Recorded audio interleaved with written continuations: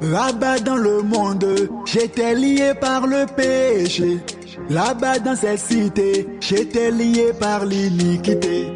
Atrocité, méchanceté. Bien-aimés frères et sœurs dans le Seigneur, bonjour, je suis Carlos Rekandé pour 5 minutes avec Jésus-Christ. Toi qui m'as aimé. Le thème que nous abordons aujourd'hui est Belle écriture, mais fausse réponse.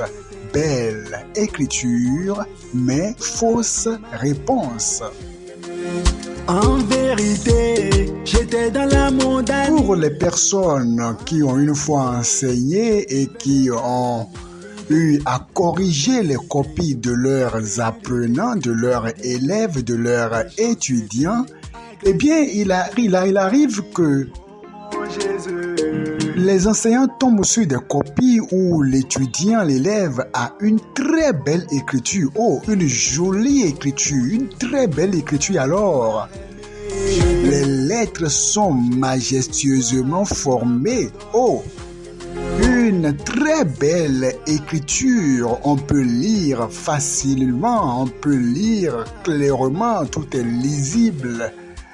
La lecture se fait de manière aisée, une écriture impeccable, très belle écriture. Une très belle écriture au point que l'enseignant a de la facilité à lire ce qui est écrit, mais hélas, parfois les gens ont de très belles écritures, mais les réponses sont de fausses réponses.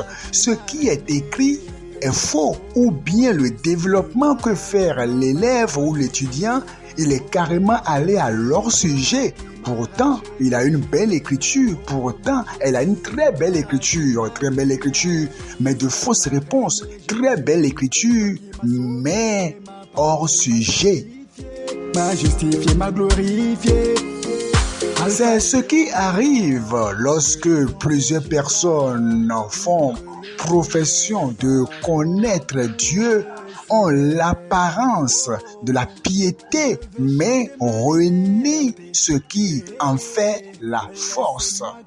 Tite chapitre 1 verset 16. Ils font profession de connaître Dieu. Vous voyez, il y a de ces personnes que vous voyez, eh bien, qui ont un langage qui s'apparente au langage chrétien, des personnes qui se disent des leaders, des personnes qui gardent la Bible, mais quand vous vous mettez à fouiner leur vie, vous vous rendez compte qu'en réalité, ce sont des tombeaux blanchis, ce sont des ossements desséchés, mais qui font seulement profession de connaître Dieu. Très belle écriture, mais fausses réponses. Vous les questionnez sur les éléments. Un salut gratuit.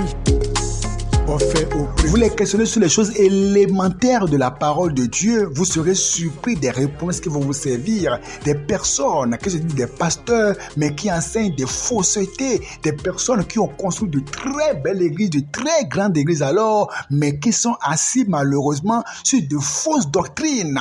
Ils ont beaucoup d'âmes qui les suivent, mais malheureusement ce qui est enseigné, ce sont de fausses doctrines. Très belle écriture, mais de fausses réponses. Par le péché, là-bas dans cette cité, j'étais lié par l'iniquité. C'est dommage de voir des personnes qui réunissent une foultitude de personnes qui ont leur assemblée dans plusieurs pays, mais malheureusement ce qu'ils enseignent, c'est rien que des faussetés. Ou bien on n'enseigne pas pour pouvoir toucher le cœur des gens, on caresse juste les gens dans le sens des poils, que c'est dommage. Toi qui m'as racheté. Très belle écriture, mais fausse réponse, oui. Est-ce que tu vis la vie chrétienne au vrai sens du mot? Ou bien tu as juste le titre de chrétien, tu as juste le titre d'ouvrier, tu as juste le titre d'évangéliste, le titre de bishop, d'archibishop?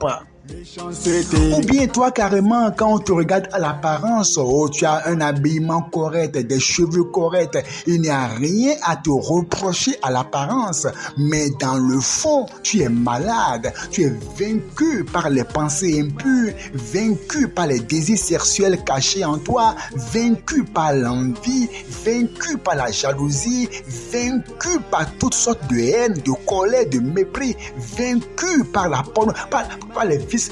Dans quel vice es-tu? Très belle écriture signifie simplement que l'apparence est très bonne, mais le fond est mauvais. Le fond est mauvais. Il te faut maintenant revenir au Seigneur, reconsidérer tes voies. Le tout ne suffit pas d'avoir une très bonne écriture, mais il faut que les réponses que tu écris soient justes. Le tout ne suffit pas d'avoir une très bonne Bible, ou de dire non, je vais dans une grande assemblée, c'est ce pasteur qui est le grand pasteur là-bas. Non, la question est de savoir, est-ce que tu es assis dans la vérité de la parole de Dieu? Est-ce que tu es réellement né de nouveau? Ton nom est-il écrit au ciel dans le livre de vie? Est-ce que le Saint-Esprit témoigne à ton esprit que tu es enfant de Dieu? Reconsidère tes voies, répands-toi maintenant. Que le Seigneur te bénisse.